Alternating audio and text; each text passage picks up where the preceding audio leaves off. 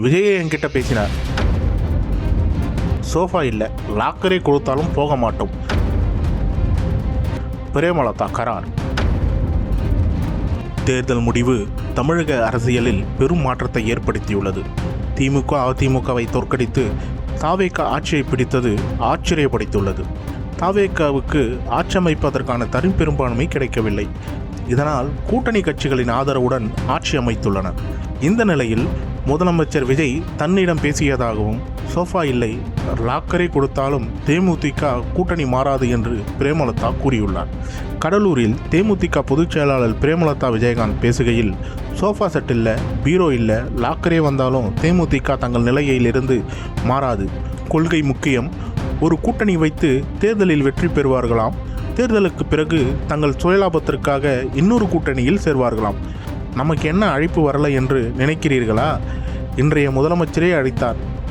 யாரும் இருக்கும் இடத்தில் இருந்தால்தான் எல்லாம் சௌக்கியமே, கருடன் சொன்னது. அதில் அர்த்தம் உள்ளது. ஒரு கொள்கை, ஒரு முடிவை நாம் எடுத்துவிட்டால் அந்த முடிவில் நிச்சயமாக நாம் உறுதியாக நிற்போம்.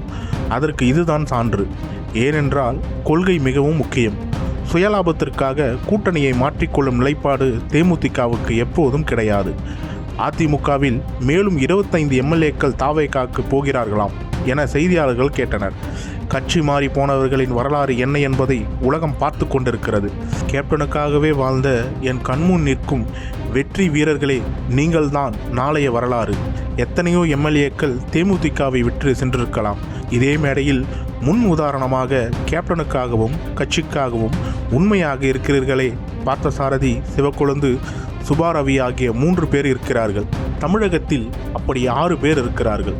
எல்லோருமே தலைவர் அவர்களை நேசித்தவர்களை நெஞ்சில் பதிய வைத்து கட்சிக்காக, கேப்டனுக்காக தங்களின் இறுதி மூச்சு வரை தலைவர் நாமத்தை சொல்வேன் என்கிறார்களே, அதுதான் வரலாறு. அரசியலில் வெற்றி வரும், தோல்வி வரும். அதையெல்லாம் கண்டு அஞ்சக்கூடிய கட்சி தேமுதிக அல்ல. எதற்கும் அஞ்சாமல் நாம் கொண்ட கொள்கையில் நேர்மையாக பயணிப்போம். தலைவரின் லட்சியத்தை வென்றெடுத்து அவரின் கனவை நனவாக்குவோம். என் மக்களே, என் மக்களுக்காகவே வாழ்ந்த ஒரு தலைவர். மனிதராய் பிறந்து புனிதராய் வாழ்ந்து இன்று தெய்வமாகி உள்ளார். அவர் எங்கும் போகவில்லை, நம்முடன் தான் இருக்கிறார். கரை வேட்டி கட்டி உட்கார்ந்திருக்கிறீர்களே, உங்களை நான் கேப்டனை பார்க்கிறேன். நீங்கள் தான் கேப்டன் என்பதை சொல்கிறேன். விருதாச்சலத்திற்கு நாம் கொடுத்த வாக்குறுதிகள் எல்லாவற்றையும் நிறைவேற்றுவோம் என்று பிரேமலதா விஜயகாந்த் கூறியுள்ளார்.